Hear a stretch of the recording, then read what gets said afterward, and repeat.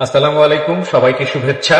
আমি আরজি কিবরিয়া বলছি, যেই অরিজিনাল চ্যানেলে এই মুহূর্তে আপনারা আছেন। তো সবাইকে অনুষ্ঠান শোনার আগে বিনীতভাবে অনুরোধ করছি আমাদের চ্যানেলটি সাবস্ক্রাইব করবার জন্য। এখানে সাবস্ক্রাইব বাটনটি আছে, প্লিজ ক্লিক করবেন। পাশে একটা বেল বাটন আছে, বাটনটি অন করে নেবেন। সবার প্রতি রিকোয়েস্ট থাকছে। Thank you very much. প্রিয় শ্রোতা, আপনাদের সবাইকে স্বাগত জানাচ্ছি জীবন গল্পে। আমি আরজি কিবরিয়া রয়েছে আপনার সঙ্গে। আরো একজন বন্ধু আজকের এই জীবন গল্পে তার নিজের জীবনের গল্প নিয়ে এসছেন। চলুন প্রথমেই তার সঙ্গে আপনাদের পরিচয় করিয়ে দিই। প্রথমে নামটা একটু বলেন। আমার নাম মোসাম্মদ সাথী। মোসাম্মদ সাথী? জি। এটাই পুরো নাম? হ্যাঁ, এটা আমার পুরো নাম। আচ্ছা, ছোটবেলায় অনেক ভ্রমণ কাহিনী পড়েছেন। ওই ভ্রমণ কাহিনী যখন আপনি পড়েছেন, আপনার চোখের সামনে একটা অন্যরকম অবয়ব তৈরি হয়েছে। জীবনে কোনো একটা সময় সুযোগ এসছে ওই জায়গাটিতে প্র্যাকটিক্যালি যাওয়ার। তো আপনি গেলেন, যাওয়ার পরে আপনি দেখলেন যে আপনি অমুক বিখ্যাত ঔপন্যাসিকের লেখা এই যে জায়গাটায় ভ্রমণ করা, সেটার উপরে পড়া বই বা বইয়ের গল্প আপনাকে যতটা সুন্দর একটা অনুভূতি দিয়েছিল, বাস্তবে যাওয়ার পরে আপনি দেখলেন যে না, আসলে ঘটনা সেরকম না। লেখকের এই স্বাধীনতাটা আছে, লেখক সেটা করতে পারেন। লেখক কোনো জিনিসকে একেবারে আকাশচুম্বী একটা ফিলিংসের জায়গায় নিয়ে যেতে পারেন, আবার একেবারে ধরাশায়ী করতে পারেন। এটা লেখকের স্বাধীনতা। কিন্তু আমাদের এই জীবন গল্পগুলো আমরা যে এখানে উপস্থাপন করি, এটা একেবারেই র ফরম্যাট। হ্যাঁ, এটারও সীমাবদ্ধতা আছে। সীমাবদ্ধতা হচ্ছে এটাই যে যিনি গল্পটা বলতে এসছেন, বিশেষ করে জীবন গল্পে, সেটা হলো যে উনি সবসময় অ্যাফার্মেটিভ স্টাইলে গল্পটা বলেন যে না, আমার জীবনে যত ঘটনা ঘটে গেছে সবাই, চারপাশের মানুষরাই দোষী, আমি এখানে নির্দোষ ছিলাম। এবং এটা আসলে কতখানি সত্য, কতখানি বিশ্বাসযোগ্য, সেই জায়গাটা থেকে একটা প্রশ্ন থেকেই যায়। তবে দিন শেষে চমৎকার একটা লেসন থাকে পুরো গল্পের মধ্যে। এটা একটা বিষয়। তো সেই জায়গাটা থেকে আমি যা তুলে দিয়েছি লাস্ট 9 ইয়ার্সে, সেটা আমি বলতে পারি ইটস এ ভেরি র ফরম্যাট। সেটা কখনো কখনো গল্প, উপন্যাস, প্রবন্ধ, কাব্য সমস্ত কিছুকে হার মানায়। কোনো কোনো জীবন গল্প আমাদেরকে এমন ফিলিংসের সামনে দাঁড় করিয়ে দেয়, এটা কি আদৌ সম্ভব? জি, আসলেই সম্ভব। তো সেরকম একটা ফিলিংসের মুখোমুখি আজকেও আমরা হব। সাথী আছেন আমাদের সঙ্গে। সাথী, বলেন যেখান থেকে বলতে ইচ্ছে করে আপনার। আমি ছোটবেলা থেকেই বলতেছি। আপনার জন্ম জেলা কোথায়? আপনি কোথায় জন্ম? আমার জন্ম জেলা পটুয়াখালীতে। পটুয়াখালীতে। আচ্ছা। আর আমি বড় হয়েছি পটুয়াখালীতে। পটুয়াখালীতে। আর আমার বাবার কাছে তেমন একটা আমার থাকা হয় না, আমি বড় হয়েছি আমার নানা বাড়িতে। আচ্ছা। সেখান থেকে আমি যখন আমার বয়স 2.5 বছর, তখন আমার আব্বু ছিল কিরকম অলস টাইপের, কাজ খুবই কম করতো। কি করতো আপনার বাবা? আমার আব্বু এমনি আমাদের গ্রামের বাড়িতে জমি আসে, জমি চাষবাস করতো, কিন্তু সেগুলো করতো না সে। কয় ভাই বোন ছিলেন আপনারা? আমি একাই, আমার কোনো ভাই বোন নেই। আচ্ছা আচ্ছা, ওকে। তারপর সেখান থেকে আমার আম্মুর যখন বিয়ে, আমার আম্মু আমার মতন অনেক কষ্ট করছে জীবনে। আমার বয়স যখন 2.5 বছর, তখন আমার নানা নানির কাছে আমাকে রেখে আমার আম্মু ঢাকায় আসে চাকরি করার উদ্দেশ্য। আর এতটুকু বড় আমি হয়েছি আমার মায়ের সাপোর্টে। তারপরে আমার নানা বাড়ি থেকে বড় হওয়ার পরে ওখানে লেখাপড়া করতেছি। তখন যখন আমি ক্লাস 5-এ পরীক্ষা দিছি, তখন আমার আম্মু দেশে চলে আসেন। আসার পরে আর আমার আব্বু তো কোনো কাজ করতো না, আমার আম্মুই চাকরি বাকরি করতো, আমার লেখাপড়ার খরচ চালাইতো, সংসারের খরচ চালাইতো। তো এভাবে আর কতদিন, এটা মহিলা মানুষ কতদিন পারে এটা সংসার সামলানোর দায়িত্ব? তো সে সারা জীবনের জন্য নিতে পারে না। তো সেখান থেকে আমার আম্মুর একটা অসুখ হইলো, সেটা হচ্ছে আপনার লিভারের টিউমার হলো।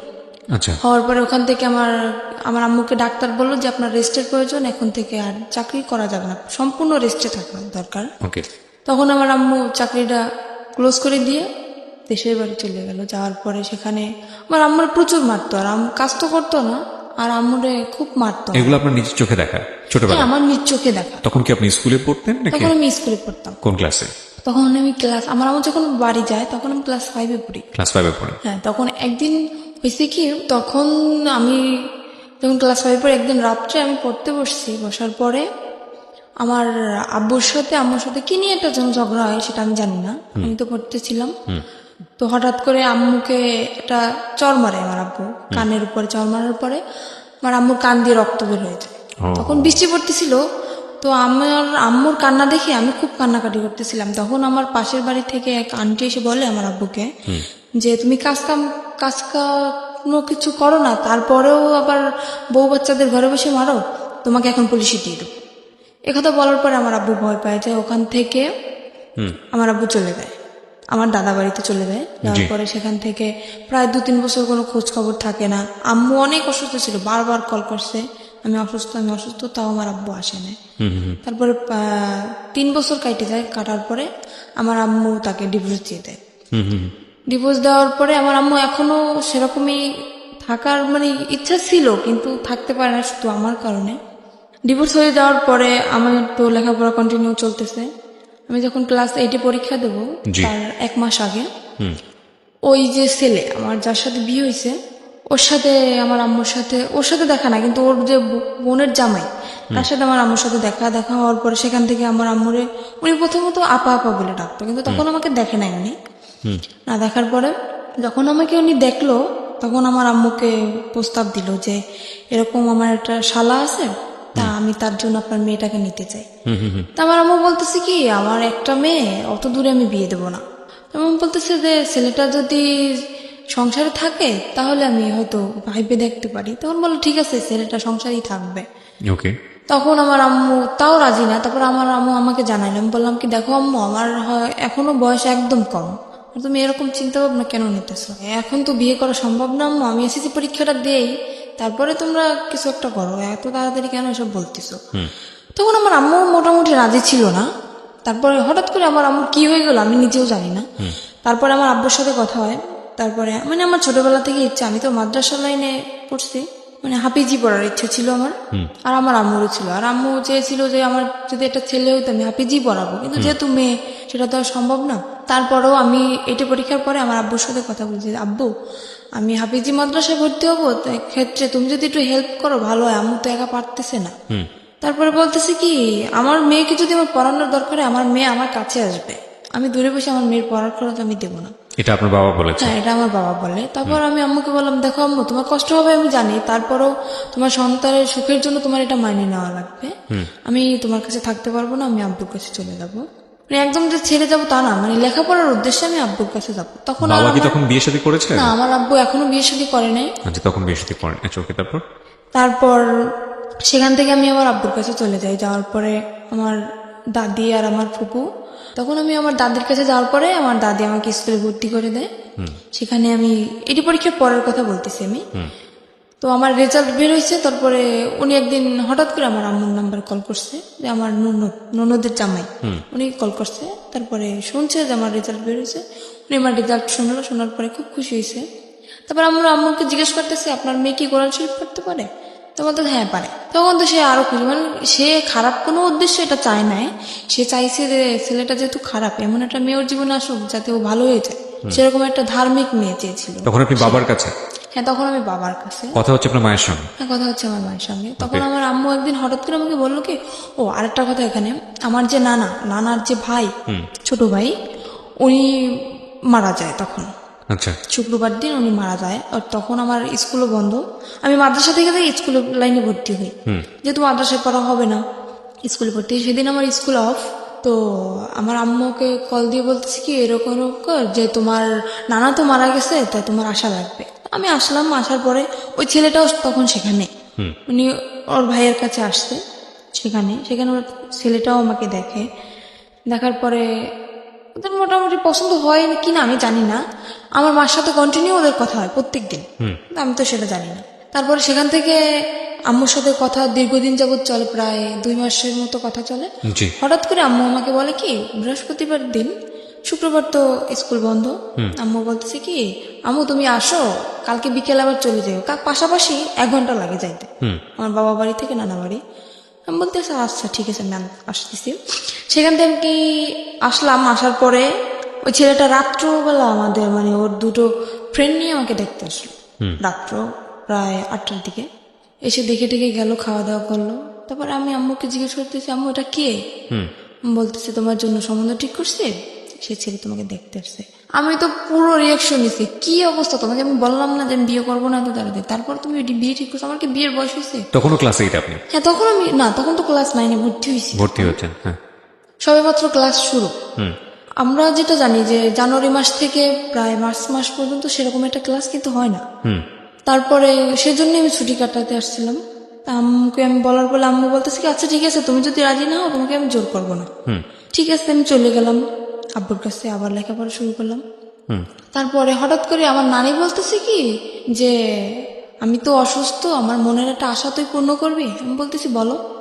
যেহেতু সে আমাকে মানুষ করছে তার কোনো কথা তো আমি ফেলতে পারি না, বলতেছি যে বলো।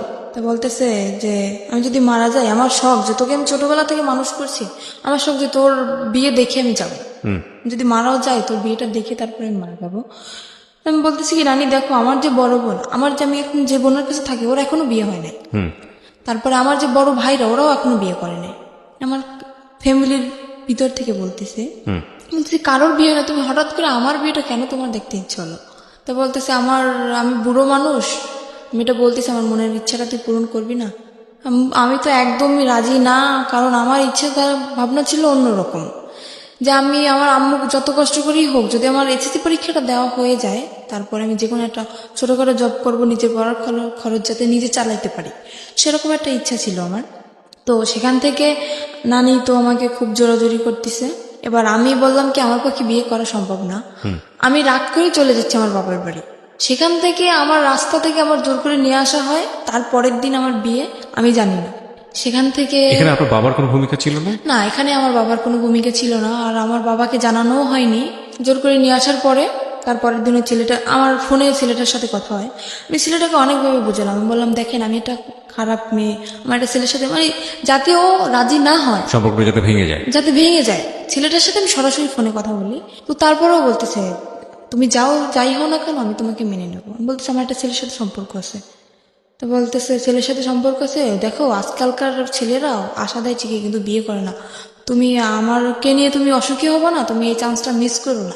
তারপরে জোর করে হোক যাই করে হোক, মারামারি হোক, আমাকে মারছে পর্যন্ত, আমার খালু আমাকে মারছে, আমার আম্মু আমাকে মারছে বিয়েটার জন্য, জোর করেই বিয়ে দেওয়া হয়। তারপরে ছেলেটা তার পরের দিন আসে, একা আসে বিয়ে করতে, ফ্যামিলি থেকে কেউই আসে না, কারণ আমার ফ্যামিলি থেকে তো জানে যে ও কিরকম, সেজন্য ফ্যামিলি থেকে কেউই আসে না, ও একাই বিয়ে করতে আসে। আমি আম্মুকে তখন বললাম আমি জানি না হঠাৎ করে আমার আম্মু কি হয়ে গেল, যে আম্মু মানে আমার ইচ্ছার বিরুদ্ধে কখনোই কথা বলে না, সেই আম্মু আজকে আমার মারলো ওই ছেলেটার জন্য।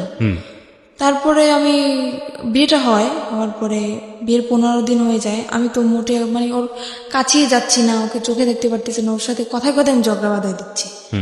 আমি তো রাজি না, যেহেতু আমার ওকে পছন্দ না, এমনি দেখতে সুন্দর ছিল ও। তারপরে সেখান থেকে বিয়ে হওয়ার পরে প্রায় মাসখানিক হয়ে যায়, তারপরে চিন্তা ভাবনা করলাম যাক যা হওয়ার হয়ে গেছে। আর ও আমাকে বলছিল তুমি যেহেতু লেখাপড়া করতে চাও তোমাকে আমি বিয়ে পরে লেখাপড়া তো করো। একজন ছেলের সঙ্গে বিয়েটা হলো কিভাবে বাসায়? একজন ছেলের সাথে দিয়ে দিল আমার ফ্যামিলি। মানে কাজী এসেছিল? হ্যাঁ, কাজী ওখানে আমাদের সে কোর্টে বিয়ে হয় নাই, বিয়েটা হয়েছিল আপনার মসজিদে বসে। আচ্ছা, কোর্টে বিয়ে হয় না, আমার যেহেতু গ্রাম অঞ্চল। হ্যাঁ। মসজিদে কে কে ছিল আপনার বিয়ের সময়? আমার বিয়ের সময় আমার নানা ছিল, তারপরে আমার একটা খালু ছিল, আর কি কি ছিল আমি জানি না, এই দুজন ছিল সেটা আমি জানি। তার মানে আপনার কাবিন টাবিন কিচ্ছু করা হয়নি? না, কাবিন হয়েছে আমার। ও ছেলের পক্ষে সাক্ষী কে ছিল? ছেলের পক্ষে সাক্ষী কেউ ছিল না, এমনি হয়তো মানে আমার নানার দিক থেকে হয়তো কেউ ছিল। প্রথম কথা হচ্ছে আপনার বয়সই তো হয়নি তখন। আমার তো বয়সই হয়নি, 14 তখন তো বছর কোর্টে বয়স। যাওয়া সম্ভব না। রাইট, 14-15 বছর বয়স আপনার, তখন তো কোর্টে যাওয়া সম্ভব না। কিন্তু আমার ওখান থেকে ওই ছেলেটা একটা চালাকি করছিল কি, কাবিন আপনার বয়স বাড়িয়ে দিয়েছিল? হ্যাঁ, আমার বয়স বাড়িয়ে দিয়েছিল কি, আমার একটা ফলস একটা জন্ম নিবন্ধনের কার্ড তৈরি করে, সেটা আমার আম্মুর সাথে একসাথেই মিশে আমাদের পোস্ট অফিস থেকেই করা হয়। সেখানে মানে আমি যখন পড়ালেখা করতেছি তখন হয়তো এক ফাঁকে এসে আমার আম্মুর সাথে করে গেছে, সেটা আমি জানি না। তো সেটা এখন আমার কাছে আছে, সেটা এখন আমার বর্তমান বয়স 21 বছর দেওয়া। আচ্ছা, ওকে। তারপর সেখান থেকে তো বয়স বাড়ানো হয়, কাবিনও করা হয়। কাবিন করার পর তারপর 1 মাস পরে চিন্তা করলাম যাক যা হওয়ার হয়ে গেছে, খামাখা ও ছেলেটা তো আর কোনো অপরাধ করে না, যেহেতু বিয়ে হয়ে গেছে আমি মেনে নিলাম। নেওয়ার পরে আমি বিয়ের 1 মাস পর ওকে বললাম কি দেখো আমার ইচ্ছা না যে আমি বাবার বাড়ি থাকবো, তোমার যদি মনে করো শুধু থাকার মতো একটা ঘর থাকে আমার তাতেই চলবে, কিন্তু আমি বাবার বাড়ি থাকতে চাই না, তুমি আমাকে তোমার নিজের বাড়ি নিয়ে চলো।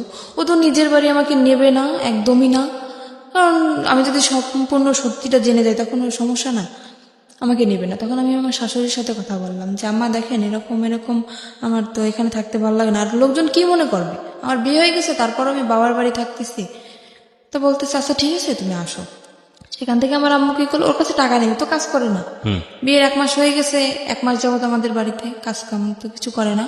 আমার আম্মু করতেও বলে না, যেহেতু নতুন জামাই তাকে তো আর কাজ করতে বলা যায় না। আমার আম্মু কি করলো, আমার নানার কাছ থেকে 20,000 টাকা নিয়ে আসলো, আসার পরে আমাকে দিল, দেওয়ার পরে বললো আচ্ছা ঠিক আছে তোরা এটা নিয়ে যা, যেহেতু কিছু দিতে পারি নাই। বিয়ের 1 মাস পরে চলে গেলাম শ্বশুর বাড়ি, যাওয়ার পরে কিসি বাড়ি আমি যাওয়ার পরে এমনি তখনই আমার মনে একটু সন্দেহ হয়েছে, আমাকে একদমই বাইরে বেরোতে দিত না। শ্বশুর বাড়িতে গিয়ে আপনি কি পেলেন, মানে শ্বশুর শাশুড়ি কাউকে পেলেন? না, আমার শ্বশুর নেই, আমার শ্বশুর মারা গেছে আজকে 26 বছর। আচ্ছা, তো শাশুড়িকে পেলেন তো নিশ্চয়ই। হ্যাঁ, শাশুড়ি আছে আর আমার একটা ননদ আছে। তারপর?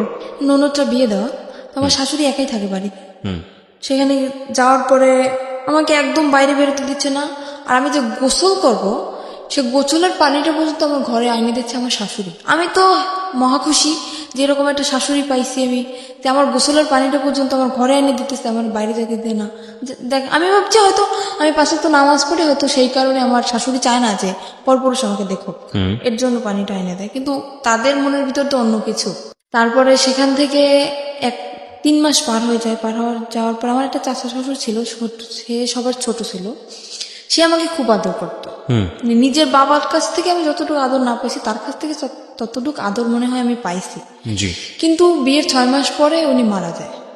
আমার সেই চাচা শ্বশুর মারা যাওয়ার পরে সেখান থেকেই আমার সংসারে আগুন লেগে গেল। কারণ আমার ওই চাচারে খুব ভয় পাইতো আমার হাজব্যান্ড, যার কারণে মানে কোনো কিছু করতে গেলে ভাবতো, অন্তত 50 বার ভাবতো। তো উনি মারা যাওয়ার পরে, উনি যেদিন মারা গেছে সেদিন রাত্রেও, আমি তো জানি না, আমাকে বলছে কি, দেখো আমার বাড়ির যত দায়িত্ব আমার চাচার উপরে ছিল, যেহেতু সে মারা গেছে এখন কিন্তু সব দায়িত্বটা আমার, তো আমার যদি রাত্রে ফিরতে দেরি হয় তুমি কখনো আমাকে জিজ্ঞেস করবে না যে তুমি কোথায় গেছিলা। এটা মানে আপনার হাজবেন্ড আপনাকে বলেছিল? আমাকে বলবে। আর আমি এতটুকু বিশ্বাস ওকে আমি করতাম, আমি যদি চোখের সামনে দেখতাম যে ওটা কিছু করতেছে, তারপরেও যদি বলতো যে না আমি এটা করিনি, তাও আমি বিশ্বাস করে নিতাম। আমি এতটা বিশ্বাস ওকে আমি করতাম। সেখান থেকে ও যেদিন ওর চাচা মারা যায়, ওদিন ও সারা রাত্র বাড়ি ফিরল না। ও তখন জোর আসলে, আমি তো জানি না। সকালবেলা বাড়ি ফিরলো, আমি জিজ্ঞেস, ও যেহেতু আমাকে বলছে সন্ধ্যার দিকে যে তুমি আমাকে জিজ্ঞেস করবে না, আমি জিজ্ঞেসও করিনি। আর আমিও খুব কান্নাকাটি করতেছি যে আমাকে এত ভালোবাসতো, সে হঠাৎ করে মারা গেল। তা আমি আর ওকে জিজ্ঞেস করিনি। পরপর 3-4 দিন এরকম ও বাড়ি আসতেছে না। তারপর আমি ওকে জিজ্ঞেস করলাম, কি এমন কাজ তোমার সারা রাত্র? আমার চাচা শ্বশুর তো এরকম সারা রাত্র বাড়ির পাহারা দিত না, তুমি তো রাত্র পর্যন্ত কি করো? আমাকে বললো, মেয়ে মানুষ মেয়ে মানুষের মতো থাকো, তোমার এত শক্তি দরকার আছে? বললাম আচ্ছা ঠিক আছে। সে কাজ করতেছে না, কিছু না, সারা রাত্র ওরকম জো খেলে দিনের বেলা এসে ঘুমাইতেছে। এভাবে কি সংসার চলে? আমি বললাম কি, দেখো এখন হয়তো আমি একা আছি, ভবিষ্যতে আমাদের একটা বেবি আসবে, তখন তার তো ভবিষ্যৎ আছে। তোমার জীবন নিয়ে তুমি না ভাবতে পারো, কিন্তু আমার তো লাইফে অনেক কিছু করার বাকি। তুমি আগে বলছো যে লেখাপড়া করাবে, সেটাও করালে না। তারপরে এখন যতক্ষণ আমাদের একটা বাচ্চা কাচ্চা হবে, তাকেও কি আমি এরকম মূর্খ বানাবো? তাকে কি লেখাপড়া করা লাগবে না? তাকে মানুষ করা লাগবে না? বলতেছে অবশ্যই। সে সেদিন কি করলো, 4টা টাচফোন নিয়ে আসছে। আর ও যদি খেলাধুলো করতো, মানে খুব এক্সপার্ট ছিল খেলাধুলায়, 4টা টাচফোন নিতে আমি জিজ্ঞেস করলাম কি ব্যাপার, তুমি 4টা টাচফোন কোথায় পেয়েছো? তো বলতেছে যে আমার একটা বন্ধু টাকা নেই, আমার কাছে বন্ধক রাখছে। তোমার নিজের কাছে টাকা নেই, তুমি আর একজনের তো বন্ধক রাখছো, আমি বুঝতে পারতেছি না। ও হঠাৎ করে অনেক বাজার নিয়ে আসলো বাসায়। আমি তো অবাক হয়ে গেছি, কি ব্যাপার, কোথায় পেলো এত টাকা? সেখান থেকে আমার মনে একটু সন্দেহ আসলো। তারপরে ওর একটা বন্ধু আছে, ওর কাছে ও ঘুমাই গেছে, ওর ফোন দিয়ে আমি ওর কাছে কল করলাম যে আচ্ছা ও এত রাত্র পর্যন্ত কি করে, আপনি তো সবসময় ওর সাথে থাকেন, সত্যি কথা বলেন তো আমাকে।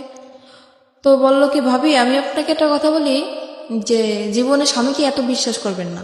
বলতেছি কেন? তা বলতেছে ও সারা রাত্র কি করে আপনি জানেন? আমি বলতেছি না আমি তো জানি কে না। বলছে আপনাকে এটা? ওটা ওর বন্ধু বলতেছে আমাকে। আচ্ছা, ওর বন্ধুকে আপনি আগে থেকেই চিনতেন? হ্যাঁ, ওর বন্ধু অনেকবার আসছেও আমাদের বাড়িতে। ওকে, সো বন্ধুই আপনাকে কথাগুলো বলছে? হ্যাঁ, বন্ধু আমাকে কথাগুলো বলতেছে যে ভাবি আমি যে কথাগুলো আপনাকে বলতেছি এটা ওকে বলবেন না, তাহলে কিন্তু ও আমার সাথে ঝগড়া লাগাই দেবে।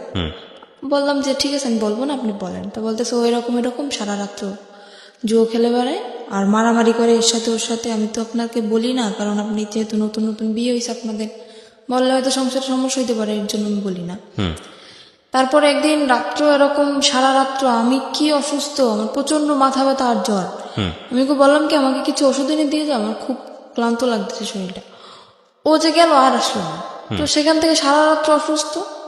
আর ও কি করতো, যখন বাইরে বের হইতো, বাইরে থেকে রুম তালা মেরে রেখে যেত। আমি যখন প্রথম দিন জানার পরে, আমি যখন ওর সাথে ঝগড়া লাগানোর পরে, ও আমাকে আমার যে গায়ের ওড়না ছিল ওটা খুলে আমার হাত বাঁধে, আমার পাও বাঁধে, বাঁধার পরে আমার মুখটাও বাঁধে, বেঁধে বাইরে থেকে ঘরের দরজাটা বন্ধ করে দিয়ে যায়। তো পরপর 2-3 দিন আমার একটা দেবর আছে, ও আমাকে এসে, ছোট অনেক ছোট, আমাকে 2-3 দিন ডাকছে, কিন্তু দরজা তো বন্ধ আর আমার মুখও তো বন্ধ। আমি কিভাবে ডাক দেবো তোকে? আর আমি কাউকে বলিও নাই, কথাটা আমি কাউকে বলিও নাই। বললে তো মানে ওর মার শুরু হয়ে যাবে, এই জন্য আমি বলি নাই। তারপরে 2-3 দিন ওরকম ও ডাকছে। একদিন আপনাকে বেঁধে যেত, আসতো কখন? আসতো সকালে। তো আপনি এই সময়টা কি করতেন? ওরকম অবস্থা আমি ঘুমিয়ে যেতাম। আমি কান্না করতে করতে ওরকম অবস্থায় আমি ঘুম করে যেতাম। আর সকালবেলা এসেও খুলে দিত। সকালবেলা আসে যখন খুলতো তখন আপনি কিছু বলতেন না? কি বলবো, বললে তো মারতো, হয়তো কিছু বলতাম না, আপনার মাকেও বলতেন না? কাউকে না। আর আমার এমনও কোনো দিন গেছে যে দীর্ঘ 1 সপ্তাহ আমি না খেয়ে থাকছি, তাও আমি আম্মুকে কখনো বলিনি। আচ্ছা, আমরা একটু ধারাবাহিকভাবে সামনে দিকে যাই। তারপরে কি হলো? তারপরে সেখান থেকে হাত পা ওইভাবে বেঁধে রেখে যেত। একবার আমার দেবর জিজ্ঞেস করতেছে যে ভাবি তোমাকে রাত্রে যখন আমি ডাকি, মানে ওরা প্রায় প্রায় যদি কিছু রান্না করতো আমাকে দিয়ে যেত, তোমাকে ডাকি তুমি সারা দাও না কেন? আমি বলতে কি আমি ঘুমিয়ে গেছি। তারপর ও একদিন টের পাইছে আমি কান্নাকাটি করতেছি। আর সেদিন আমাকে ও করে না, ওইভাবে বেঁধে রেখে যায় না, এমনি মারছিল। মারার পর বাড়ি থেকে তালা মারা ঠিকই ছিল। তারপরে আমার দেবরের কাছে একটা চাবি ছিল, ওর এই চাবিটা আবার আমাদের তালা খুলতো। তালাটা খোলার পরে ও আমাকে নিয়ে ওর আব্বুর কাছে যায়। তখন ওর আব্বু মারা যায় নাই। ওর আব্বুর কাছে যায়, যাওয়ার পরে এই করছে, বললো যে কি ব্যাপার, আজকে শুনলাম ঘরে অনেক ডাকাডাকি কান্নাকাটি, কি হয়েছে তোমার? আমি বললাম কি এরকম এরকম আপনার ছেলে এরকম করতেছে। বলার পরে সে আমাকে বললো কি, মানে আমি কিন্তু আর একটা চাচার কথা বলতেছি এখানে, আমার যে বড় চাচা ওনার কথা বলতেছে। সে বলতেছে, তার কাছে বলার পরে সে বলতেছে যে এরকম করতেছে, তা তুমি আমাকে জানাওনি কেন? আমি বলতেছে এমনিতেই জানাইনি, চাই না, আমি নিজেই শাসন করতে চাই ওকে, দেখি কি হয়, তারপরে যদি না শুনে তখন আপনাদেরকে আমি জানাবো। সেরকম চিন্তা নিয়েছিলাম আমি। তারপরের দিন আমার চাচা, ওর যে চাচা, আমি ওকে চাচা বলে ডাকতাম, ওকে ডেকে নিয়ে জিজ্ঞেস করে কিরে তুই এরকম করতেছিস কেন? ওখান থেকে ওকে পেয়ে গেছে। কেন আমি বললাম, আমি তো নিজের ইচ্ছায় বলি নাই, সে আমাকে ডেকে নিয়ে গেছে, তারপরে আমি বলছি। না, ওর চাচা তো মারা গিয়েছে, আপনি একটু আগে যেটা বললেন। না, ওর বড় চাচার কথা বলতেছি আমি, ওটা তো ওর ছোট চাচা ছিল। ওকে। সেখানে ওকে কেন আমি বললাম, আমার সেই চাচা শ্বশুরকে কেন আমি বললাম, ও সেখান থেকে তারপর আমার চাচা শ্বশুর বলল যে এখন ওকে ঘরে নিয়ে যাবে, ওর গায়ে যদি নেক্সট টাইম কখনো একটা ফুলের টোকাও পড়ে তাহলে তোকে বাড়ি থেকে বের করে দেবো। আমার চাচা শ্বশুর এটা বললো। সে ডাইরেক্ট তার সামনে বলে আসতেছে ওকে আমি এখন মারবো, যদি কিছু করতে পারেন করেন।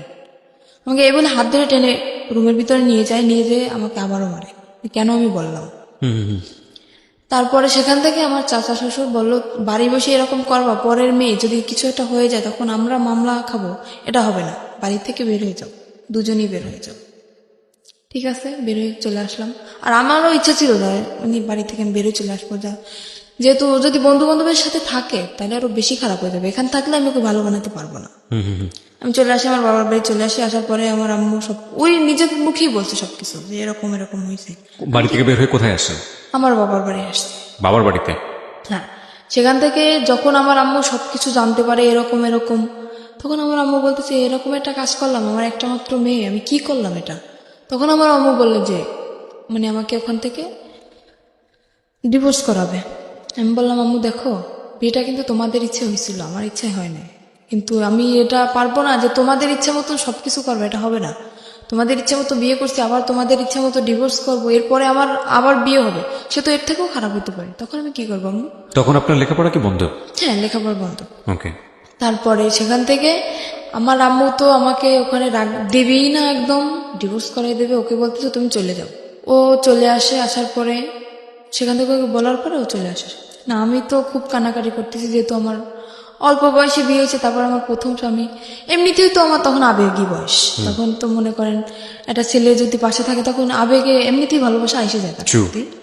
তো আমি মানে খুব লাভ করতাম ওকে আমি। তারপরে আমি খুব কান্নাকাটি করতেছি, খাচ্ছি না, কিছু না। আমার আম্মু বলতে দেখ এরকম যদি করিস তাহলে তো তোর নিজের শরীর তো থাকবে না, তুই তো মারা যাবে, এরকম কেন করতেছিস? আমি বলতেছি আম্মু তুমি যদি সত্যি আমাকে চাও বাঁচাইতে তাহলে আমাকে ওর কাছে দিয়ে আসো। বলতেছি এটা আমি কখনোই পারবো না, আমি একবার তোমার জীবন নষ্ট করছি, কিন্তু দ্বিতীয়বার আবার আমি তোমার জীবনটা নষ্ট করতে পারবো না। সেখান থেকে আমি কি করলাম, আমার আম্মুর ইসের জন্য, ডাক্তার দেখানোর জন্য আমার আম্মু কিছু টাকা নিয়ে আসে আমার নানার কাছ থেকে। আমি সেই টাকাটা মানে নর্মালি যেটা বলি চুরি বলতে পারি, চুরি করে আমি আমার কাছে নিয়ে আসি। আসার পরে রাত্র 8টার সময় আমি বাসার থেকে বের হয়ে যাই, বের হয়ে আমি পালাই ওর কাছে চলে আসি। ও কোথায় ছিল তখন? ও তখন ঢাকায় ছিল। ঢাকায় ও কি করছিল? ও ও ঢাকায় কিছু করতেছিল না, ঢাকার ওটা মামা আছে। মানে ও চাচ্ছিল আপনি পালিয়ে চলে আসেন ওখান থেকে। হ্যাঁ, ও চাচ্ছিল সেটাই। আর ওর সাথে আমার কথা হইতো, রেগুলারলি কথা হইতো। যখন সবাই ঘুমিয়ে যেত তখন আমি রাত্রেবেলা ওকে ফোন করতাম, ওর সাথে আমার কথা হইতো। তো ওর সাথে আপনার বয়সের ডিফারেন্স কত ছিল? ওর সাথে, আমার সাথে যখন ওর বিয়ে হয়েছিল তখন ওর বয়স ছিল 21 বছর। ও তো পিচ্ছি, ও তো কিছু বোঝে না। আর ওর যখন প্রথম ম্যারেজ হয় তখন ওর বয়স ছিল আপনার 17 বছর। মানে ও এর আগেও বিয়ে করেছে? হ্যাঁ, আর আমি বললাম না, এর আগেও বিয়ে করছিল। এগুলো আপনি আরো পরে যে জানতে পেরেছেন? পরে যে না, ওটা আমি বিয়ের ওই যে 6 মাস পরেই আমি জানতে পারছি।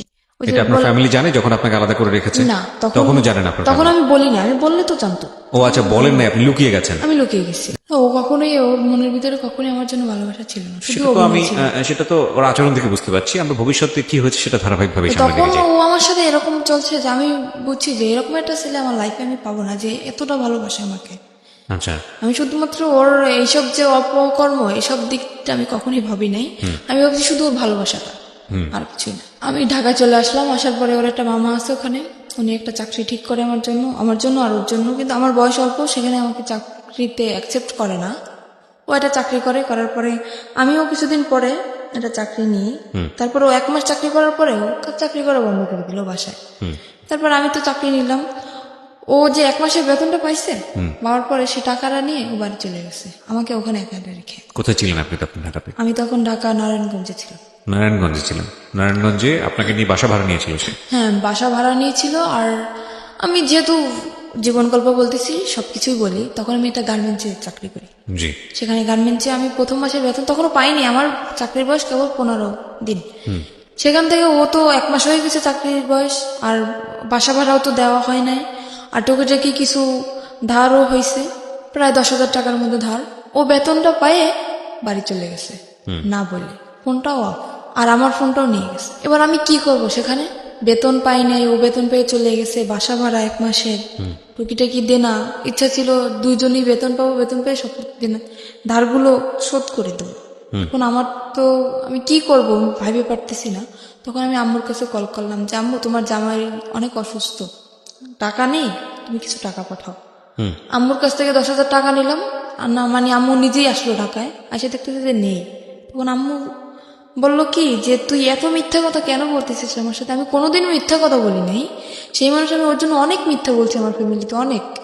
আম্মু এসে দেখার পরে বলতেছে কি, তুই এরকম একটা মিথ্যা কথা আমার সাথে বলতে পারলি, যে ও করলো এটা, তুই বললি আরেকটা। তখন আমার আম্মু ওখান থেকে সবার ধার শোধ করে আমাকে ওখান থেকে নিয়ে আসে। নিয়ে আসার পরে বাড়ি আমাকে আটকায় দেয়, একদম ফুল আটকায় দেয়। আমার পাশে মনে করেন বডিগার্ড হিসেবে প্রত্যেক সময় 3-4 জন লোক আসে, কেউ না কেউ আসে আমার পাশে, আমাকে বডিগার্ড হিসেবে পাহারা দিচ্ছে তারা। তখন আমি কিভাবে যাব? আমার তো কি কষ্ট হচ্ছে সেটা তো আমি বুঝতেছি, যে আমার বুকের ভিতরটা কিরকম ফিল হচ্ছে। তো সেখান থেকে আমাকে আটকানো তো হইলই, প্লাস আমাকে জোর করে ডিভোর্স করানো হবে। কাজী আমার বাসায় চলে আসছে। ওকে। আমি বললাম কি, আপনি কি মামলা খাইতে চান? আমি কাজীকে বললাম, আপনি কি মামলা খাইতে চান? বলতেছে কেন? বলছে আমি ডিভোর্স করবো না, আপনি জোর করে ডিভোর্স করেছেন, আমি কিন্তু আপনার নামে মামলা করে দেবো। তো কাজী ভয় পেয়ে গেছে, কাজী বলতেছে আমি ডিভোর্স করাতে পারবো না। কাজী চলে গেল। যাওয়ার পর সেখান থেকে আমি আবারও পালায় চলে গেলাম। আমি পালালাম কখন? তখন ফজরের আজান দিছে। ফজরের আজানের সময় আমি বাসা থেকে বের হয়ে গেছি। আমি নামাজ পড়ার দিয়ে আমি উজু করতে বেরিয়েছি, সেখান থেকে আমি বের হয়ে গেছি। বের হয়ে আমার শহরে যেতে আপনার প্রায় 1 ঘন্টা সময় লাগে, গ্রামের দিকে তো বাড়ি। সেখান থেকে আমি গাড়ি থেকে নেমে ওকে কল করলাম যে আমার কাছে টাকা নেই, তুমি টাকা পাঠাও, আমি আসবো। তো বলতেছে আমার পক্ষে টাকা পাঠানো সম্ভব না। আমি কি করলাম, আমার বিয়ের সময় যে নাকফুল দেওয়া হয়েছিল আমাকে, নাকের ফুল, ওটা আমি বিক্রি করে দিলাম শহরে গিয়ে। বিক্রি করে সেখান থেকে আমার 700 টাকা আসলো। আমি সেই টাকাটা দিয়ে ওর বাড়ি চলে গেলাম। যাওয়ার পরে সে তো আমাকে মাইনে নিচ্ছে না। কেন তুমি আমার মাইনে নেবে না? বিয়ের 1 বছর পরের কথা বলতেছি আমি। সে আমাকে মানবে না। তুই কি অন্যায় করছি আমি, তুমি কেন আমাকে মানবা না? আমি কি অন্য কারোর সাথে রিলেশন করছি বা কারোর সাথে ভেগে গেছি, তারপরে 6 মাস পরে তোমার সাথে আছি, কেন তুমি আমাকে এরকম করতেছো আমার সাথে? সে বলতেছে ঠিক আছে, একটা শর্তে আমি তোমাকে রাখতে পারি, আমি কোনো কাজ করতে পারবো না, তুমি আমাকে চাকরি করে খাওয়াবো। ঠিক আছে। তো সেখান থেকে আমি যশোরে চলে গেলাম, সেখানে আমার একটা ফুপু শাশুড়ি আছে। যশোরে কি ওকে সাথে নিয়ে গেলেন?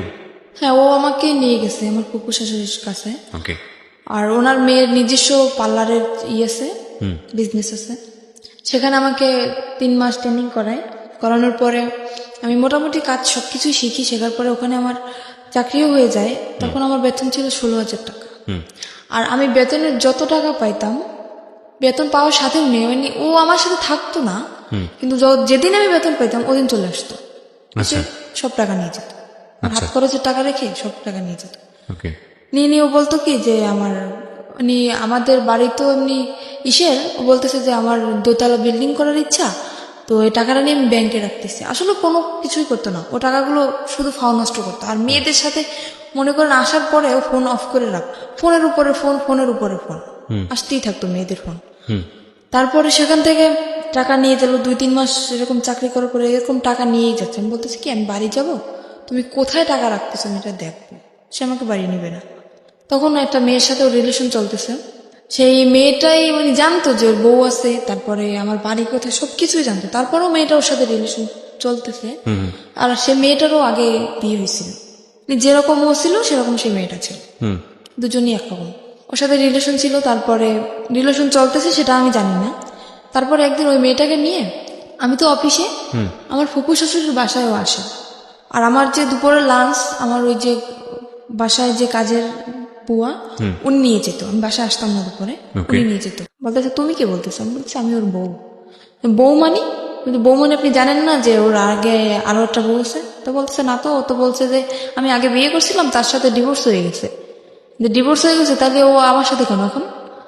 তারপরে বললো কি আচ্ছা এই করছে, আমরা থানায় মামলা করব, তুমি থানায় আসো।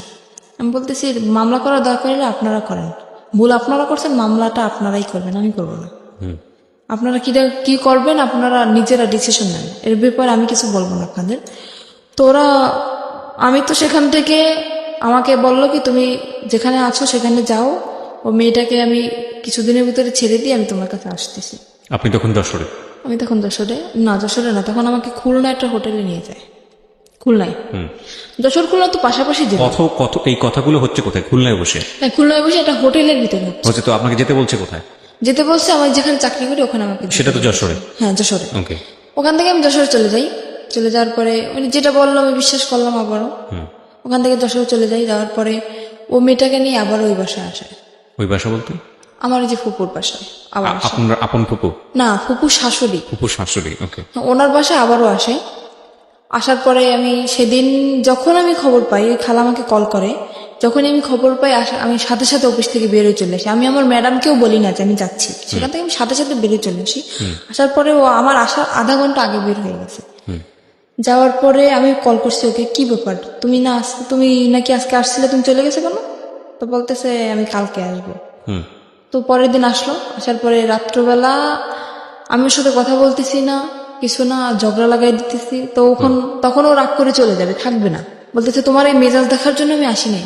এখানে আমার তো রাগ করাটা স্বাভাবিক, যেখানে আমার স্বামীর সাথে আমার থাকার কথা, আমি চাকরি করতেছি এক জায়গায়, আমার স্বামী আর এক জায়গায় থাকতেছে, তার সাথে অন্য একটা মেয়ে, বুঝতেছি না মানে আমার অ্যাকশন নেওয়ার কথা, সে জায়গায় উল্টো আমার সাথে রাগ দেখাইতেছে।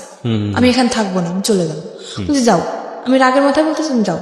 তো আমার ফুপু শাশুড়ি তাকে ধরে রাখার পরে রাত্রবেলা ওর সাথে আমার কথা চলতেছে যে কেন তুমি এরকম আমার সাথে করলা, এরকম মেয়েটাকে নিয়ে তুমি ঠিকই সংসার করছো, তুমি যেহেতু তাকে রাখবা না তাহলে তাকে তুমি বাড়ি নিয়ে গেলা কেন? আমার বাড়ি জায়গা হচ্ছে না, আর তুমি তারা নিয়ে বাড়ি রাখতেছো, কিভাবে রাখতেছো? তো তখনও করলো কি, ওর মা ফোন দিল, ওই মেয়েটার মা ফোন দিল। ফোন দেওয়ার পরে আমি ফোনটা যে রিসিভ করতে গেছি ফোনটা আমাকে দিচ্ছে না। আমি জোর করে হাত থেকে ওর ফোনটা নিয়ে গেছি, নেওয়ার পরে আমাকে মার শুরু করে দিচ্ছে। মারার পরে ও আমার মাথায় মারে একটা দিয়ে, আপনার ওই যে স্ট্রে থাকে না সিগারেট খাওয়ার পরে যেটা ফালানো হয়, হ্যাঁ স্ট্রে, ওটা দিয়ে আমার মাথার মধ্যে মারার পরে আমি ওখানে অজ্ঞান হয়ে পড়ে যাই। তারপরে আমার মাথা দিয়ে প্রায় রক্ত বের হয়ে যায়, মানে অল্প কিছু ফেটে যায়। আমি ওখানে সেন্সার হয়ে যাই। প্রায় ঘন্টাখানিক পরে আমার সেন্স আসার পর দেখতেছি মেয়েটার সাথে ও কথা বলতেছে ফোনে। তখনও ও কথা বলতেছে যে আমার ওয়াইফ এদিকে অজ্ঞান, সেদিকে ওর কোনো খেয়াল নেই, ও সে মেয়েটার সাথে কথা বলতে। আমি তখন ওকে দরজা খুলে দিলাম, দারোয়ানকে ডাকলাম, ডাকার পরে আমি বললাম তুমি এখন বের হয়ে যাও। তখন রাত্র 3টা। সেখান থেকে বের হয়ে গেল। যাওয়ার পরে 4-5 দিন পরে আবার আসলো। আসার পরে আমাকে বলতেছে কি যে আমাকে শারমিন বলে ডাকে, শারমিন আমি যা করছি আসলে আমার আসলে অন্যায় হয়েছে। তো ও ওখান থেকে মানে ওই মেয়েটা যাবে না, আমাকে বললো কি তোমাকে নিয়ে আমি এক জায়গায় বেড়াতে যাবো। আমি ওকে আবারও কিন্তু ক্ষমা করে দিলাম এত অন্যায় করার পরেও। মানে আপনি মেনে নিলেন যে ওই বউ থাকা অবস্থায় আপনি থাকবেন? না, তাহলে? অবশ্যই মেয়েটা নেই, মেয়েটা কোথায় গেছে? চলে গেছে। ও, মেয়েটা চলে গেছে তারপরে? হ্যাঁ, ও বলছে যে মেয়েটা চলে গেছে, আসলে যায় না, মেয়েটা আচ্ছা। ওর বাড়িতে। ওকে। তারপরে আমাকে বলে তোমাকে নিয়ে আমি এক জায়গায় বেড়াতে যাবো। বলছে আচ্ছা ঠিক আছে চলো। তো বলতেছে কালকে তুমি ছুটি নেবা। বলছে আচ্ছা। তারপরে আমি আমার ফুফু শাশুড়ির কাছ থেকে কিছু টাকা নিলাম। নেওয়ার পরে ও আমাকে নিয়ে, মানে আমার লাইফে ফার্স্ট আমি ওই জায়গাটা যখন দেখি, আমাকে একটা জায়গায় নিয়ে যায়, সেখানে সব মেয়েরা। সেখান থেকে আমি দেখার পরে আমি বলতেছি কি ব্যাপার, তুমি আমাকে কোথায় নিয়ে আসছো? তা বলতেছে কি এটা একটা হোটেল মেয়েদের, এখানে শুধু মেয়েরাই থাকে, এখানে কোনো ছেলেরা থাকে না। আমি বলতেছি ছেলেরা থাকে দেখো, তুমি ঢুকলা কিভাবে এখানে? তো বলতেছে তুমি বুঝবো না, এখানে একটা মেয়ের সাথে আমার সাথে এটা কথা হয়েছে, একটা মেয়ের সাথে আমার সাথে বন্ধুত্ব, ওর সাথে আমি দেখা করতে আসছি এখানে। বলতে দেখা করতে আসছো তো আমাকে নিয়ে আসছো কেন? তা বলতেছে তুমি চলো, তোমাকে দেখতে চাইছে। বলতে আচ্ছা ঠিক আছে চলো। আর ওখানে মনে করেন আমি হয়তো কথাটা বললে দর্শক কিছু মনে করতে পারে, ওখানে নোংরা নোংরা ড্রেস পরা হয় তো। তো আমি ওগুলো দেখে আমার খুব খারাপ লাগতেছে। আমি বলতেছি আমি ভিতরে যাবো না, তোমার যদি দেখা করার দরকার হয় তুমি যাও, আমি এখানে নিচে দাঁড়াইতেছি, তুমি যে দেখা করে চলে আসো। তো বলতেছে না তোমার যাওয়াই লাগবে। আমাকে নিয়ে দোতলায় গেল, ওরা দোতলা সিস্টেম, দোতলায় গেল, যাওয়ার পর একটা রুমের ভিতরে ঢুকানো হলো। ও রুমটা ভিতর থেকে বন্ধ করে দিল। কে বন্ধ করলো? আমার হাজবেন্ড ভিতর থেকে বন্ধ করে দিল, আমার সাথেই ও ভিতর থেকে বন্ধ করে দিল। সেখানে ও কিছুক্ষণ কথাবার্তা আমার সাথে বলার পরে বলতেছে তুমি এখানে বসো, ও তো আবার সিগারেট খায়, তো বলছে তুমি এখানে বসো, আমি একটু সিগারেট খেয়ে আসি, নিচের থেকে নিয়ে আসি, এটা বলে চলে গেল। ঘন্টার পর আমার ফোনটা নিয়ে গেছে যাতে আমি কারোর সাথে যোগাযোগ করতে না পারি। ঘন্টার পর ঘন্টা কাটে গেল, তার কোনো খবর নাই। কি ব্যাপার? তারপর আমি ওখানে একটা খাট ছিল, শুধু খাটই ছিল রুমের ভিতর, শুধু খাট, আর কিছু ছিল না তখন। তারপর আমি ওখানে ঘুমিয়ে যাই। ঘুমানোর পরে তখন আমি রাত্রে খাইও না, আর রাত্রে আমার রুমে কেউ আসেও না ওখানে। তারপর সকাল হয়ে যায়, সকাল হওয়ার পরে আমি বুঝতে পারিনি যে সকাল হয়েছে। আমি ঘুমিয়ে যাওয়ার পরে এবার সকালবেলা একটা মেয়ে আসলো, আমার জন্য নাস্তা নিয়ে আসছে। আমি বলতেছি কি আচ্ছা আমার হাজবেন্ড কোথায় বলতে পারেন? বলতেছে আপনার হাজবেন্ড কে? আমি বলতেছি আমার হাজবেন্ড কে মানে আমার সাথে যে আসছে উনি আমার হাজবেন্ড। তো বলতেছে তা তো জানি না, আপনি ম্যাডামের কাছে জিজ্ঞেস করে নেন। তারপরে আমি সকালে নাস্তা করলাম। আমি বলতেছি কি ব্যাপার কিন্তু আমাকে আপনার হাজবেন্ডের কাছে ফোন ছিল? হ্যাঁ ওর কাছে তো ফোন ছিল। আপনার কাছে ফোন ছিল না? আমার ফোনটা তো নিয়ে গেল। নিয়ে গেছে। বললাম না যে আমার ফোনটা নিয়ে গেছে যাতে আমি কারোর সাথে যোগাযোগ করতে না পারি। এবার তো আপনি যে কোনো কারো কাছ থেকে ফোন নিয়ে তোর নম্বরে ফোন দিতে কিভাবে দেবো? আমি তো রুমের ভিতরে আটকানো, আর ওখান থেকে তো আমার কল ওকে বাইরে থেকে আটকে দিয়ে গেছে? হ্যাঁ বাইরে থেকে আমাকে তালা মেরে রেখে গেছে। আর আমি প্রায় এক সপ্তাহের মতো। কিন্তু বাইরে থেকে আপনাকে যখন তালা মারলো তখন আপনি বললেন না তুমি আমাকে তালা মারতেছো কেন? না ও সেটা আমি তো বুঝতে পারিনি যে ও বাইরে থেকে তালাবদ্ধ করে রেখে গেছে। বা এখানে কি কি ফাংশন হবে আপনি আগে থেকে আমি জানতেন? তো জানি না, আমি কিভাবে বুঝবো? আমার মনের ভিতরে যদি সেরকম কোনো সন্দেহ থাকে তাইলে তো আমি বুঝতে পারতাম যে ও আমাকে আটকে রেখে যাচ্ছে বা আমাকে ছেড়ে এখানে রেখে ও কোথাও চলে যেতেছে, তাহলে তো আমি ওকে বাধা দিতাম। তো ওটা তো মানে লক সিস্টেম, তো ভিতর থেকে ও করে বাইরে থেকে তালা মারে রেখে গেছে। ওই লক করে দিয়ে তারপরে উপরে চিকল লাগে, তারপর তালা মারছে। কিন্তু আগে যে লক করে তালা মারছে সেটা আমি জানি না, তো বাড়ি থেকেও তালা মারে। তো আমি নাস্তা করার পরে তার 2-3 ঘন্টা পরে একটা মহিলা আসলো, এসে আমাকে বলতেছে, আমার নাম জিজ্ঞেস করলো। তারপরে আমি বলতেছি কি, আমি তাকেও জিজ্ঞেস করতেছি, আমি তো পাগল হয়ে গেছি পুরো, কি ব্যাপার কোথায় গেল? বলতেছে আচ্ছা আমার হাজব্যান্ড কোথায়? তাই বলতেছে হাজব্যান্ডকে কি বাঁচাইতে চাও? আমি বলছি কেন? বলতে তোমার হাজব্যান্ড আমার কাছে আছে। আপনার কাছে আছে তো ভালো কথা। তা বলতেছে আমাকে বলল যে ওটা একটা পতিতালয়। আমি তখন জানতে পারলাম যে ওটা একটা পতিতালয়। আমাকে বলল তোমার দেহ ব্যবসা করতে হবে এখানে। ওই মহিলাই সরাসরি বললো? সরাসরি আমাকে বলতেছে ওই মহিলা। আমি বলতেছি কিরকম কথা বলতেছেন? আমি আসছি এটা, আমি জানি এটা একটা হোটেল, এখানে মেয়েরা থাকে, তো দেহ ব্যবসা করবো মানে? তা বলতেছে তোমার হাজবেন্ড আমার কাছে বন্দি আছে, যদি তোমার হাজবেন্ডকে বাঁচাইতে চাও তখন বাধ্যতামূলক তোমার এটা করতেই হবে। তারপরে উনি এটা ছুরি বের করলো ওনার ব্যাগ থেকে আমার সামনে। ওরা আমার সামনে ধরার পরে বলতেছে যদি তুমি না রাজি হও তাহলে তোমাকেও মেরে ফেলা হবে, তোমার হাজবেন্ডকেও মেরে ফেলা হবে। কিন্তু আমার হাজবেন্ড তো ঠিক ঘুরে বেড়াচ্ছে, আমি তো ওখানে বলি, মানে ওকে যেরকম শিখিয়ে দিয়ে গেছে ওই মহিলাকে, আমাকে সেভাবেই বলতেছে। তো আমি ভয় পেয়ে যাই, আর আমি চিন্তা করি আমি মারা যাই কিন্তু আমার হাজবেন্ডের তো আমি খুব ভালোবাসি, আমি ওর মৃত্যুর আমি মেনে নিতে পারবো না। তখন আমি বললাম কি আচ্ছা ঠিক আছে আমি রাজি হই ওখানে ভয়তে। তো ওটা তো আপনার হয় লাইসেন্স প্রাপ্ত, লাইসেন্স না হলে ওটা হয় না। সেখানে আমাকে থানায় নিয়ে যাওয়া হয় ওখানে। আর আমাকে শিখিয়ে দিছে যে যদি কেউ বলে, জিজ্ঞেস করে তুমি কি ভয়ে ছুটে করতেছো সব, বা কেউ কি তোমার ভয় দেখাইছে বা কিসের জন্য করতেছো, যদি জিজ্ঞেস করে তো সম্পূর্ণ তুমি একটা কথাই বলবা যে আমাকে কেউ জোর করে না, আমার দারিদ্রিক সমস্যার কারণে আমি এসব করতে রাজি হয়েছি। এটা আপনাকে শিখে দেওয়া হয়? এটা আমাকে শিখিয়ে দেওয়া হয়। তো আমার মনের ভিতরে তো ভয়, যেহেতু আমি যদি একলা থাকতাম তাইলে হয়তো আমি স্যারের সাথে বলতে পারতাম যে স্যার না, আমাকে ভয় দেখানো হচ্ছে, কিন্তু আমার হাজবেন্ড ওনাদের কাছে জিম্মায় আছে, ওনাদের কাছে বন্দি, সে ভয়তে আমি বলতেছি না। তো স্যার আমাকে জিজ্ঞেস করলো যে তোমার বয়স তো একদম কম, তো এই কম বয়সে কেন তুমি এসব করতে চাইতেছো? আমি বলতেছি আমার সমস্যা আছে ফ্যামিলিগত আমার। মানে থানায় গেছেন আপনি? হ্যাঁ, থানায় আমি তখন। ওকে। উনি আমাকে সবকিছু জিজ্ঞেস করলো, তারপর আমাকে একটা পেপারে সাইন করানো হয় যাতে আমি পরে কোনো ঝামেলা না করতে পারি। মানে আমি স্বইচ্ছায় এসব করতেছি, আমাকে একটা পেপারে সাইন করানো হয় আর ওখানে আমার ছবি টবি সবকিছু তুলে রাখা হয়। ফাইন, এখানে একটা কথা আছে, সেটা হচ্ছে আপনার কাছ থেকে কোনো সার্টিফিকেট চাওয়া হয়েছিল, বয়সের কোনো সার্টিফিকেট? হ্যাঁ, বলছিল যে তোমার বয়স কত, আমাকে শিখিয়ে দেওয়া হয়েছিল যে তুমি বলবে তোমার বয়সে বর্তমান বয়স 20 বছর। আচ্ছা। আমি বলছি 20 বছর বয়স। তো উনি ধরো সেরকম একটা সার্টিফিকেট বলছিল, সার্টিফিকেট আছে? আমি বলতেছি যে হ্যাঁ সার্টিফিকেট তো আছে, সেটা তো বাসায়। তো উনি আমাকে কাছে দেখতে চায় না, বলে না যে তোমার সার্টিফিকেট আমাকে দেখাও, সেটা আমাকে বলে না। আমি মুখে বলছি যে আমার বয়স 20 বছর, ওই পর্যন্তই আনা। তারপরে সেখান থেকে আমাকে নিয়ে আসা হয়। নিয়ে আসার পরে তার পরের দিন, মানে কথাটা বলতে আমার কিছু একটা সংকোচ বোধ হচ্ছে। আপনি আপনার মতো করে বলেন, কোনো সমস্যা নেই। সেখান থেকে পরের দিন সকালে ঘুম থেকে উঠি, ওঠার পরে ওয়াশরুম তো ভিতরেই, গোসল করি। গোসল করার পর একটা ছেলে আসে আমার রুমে। তখন আমাকে একটা মেয়ে বলে যায় খবরদার ছেলের সাথে যেন কোনো রকম খারাপ আচরণ না হয়। ছেলেটা খুবই ভদ্র, আমি সারা জীবনের জন্য দোয়া করবো যাতে ওকে আল্লাহ মানে সাফল্য যেটা চাইছিল, ওর জীবনের সমস্ত কাহিনী আমাকে বলছিল। তো ও একটা মেয়ের সাথে এরকম রিলেশন করছিল। ছেলেটা আসার পরে কি হয়েছে? ছেলেটা আসার পরে আমাকে তখন ও রুম ভিতর থেকে বন্ধ করে দেয়। তখন আমি বুঝতে পারছি যে কেন আসছে একটা ছেলে এটা মেয়ের রুমে কেন আসে। আমি বললাম কি, আমি ওর পা জড়িয়ে ধরলাম যে দেখেন ভাই, আপনি আমার ভাই, আমার তো ভাই নেই, আপনি আমার ভাই। এখানে আমি ইচ্ছাকৃত ভাবে আসিনি, এরকম এরকম আমার হাজবেন্ডকে আটকে রাখা হয়েছে। আর ওর ওখানে যে যা কিছু হয় ও সবকিছু জানে যে ওর ভিতরে আসলে কি হয়। আর আরো তো মেয়েরা আছে, তো সে তাদের কাছ থেকে হয়তো ও শুনছে যে কিরকম কি এখানে সিস্টেম। আমি সমস্ত কিছু বললাম যে এরকম আমার হাজবেন্ডে আটকাই রাখছে, আমাকে এরকম ভয় দেখাইছে। ও বলতেছে কি তোমার হাজবেন্ড এখন কোথায় সেটা তুমি জানো? আমি বলতেছি আমি জানি যে হাজবেন্ড ওদের কাছে এখনো বন্দি আছে। তো বলতেছে সেরকম কিছুই না, এখানে সিস্টেম হচ্ছে তোমার মেয়েদের এখানে নিয়ে এসে বিক্রি করে দেওয়া হয়। তখন আমার বিশ্বাসই হইতেছে না, এরকম আমার হাজবেন্ড করতে পারে না, এতটা খারাপও হইতে পারে না।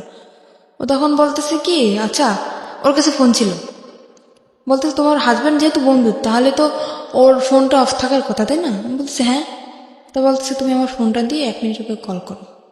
তো আমি বললাম আমি কথা বললে তো আমি বুঝতে পারবো, তো আপনি কথা বলেন। তো ফোনটা দেওয়ার পরে ওই মেয়েটা ধরছে ওর ফোনটা, মানে যাকে সে বিয়ে করেছে? যাকে সে বিয়ে করছে সেই মেয়েটা ধরছে। ধরার পরে বলতেছে কি আপনি কে? বলতেছে আপনি কে মানে? আমি তো যার ফোন আমি তার ওয়াইফ।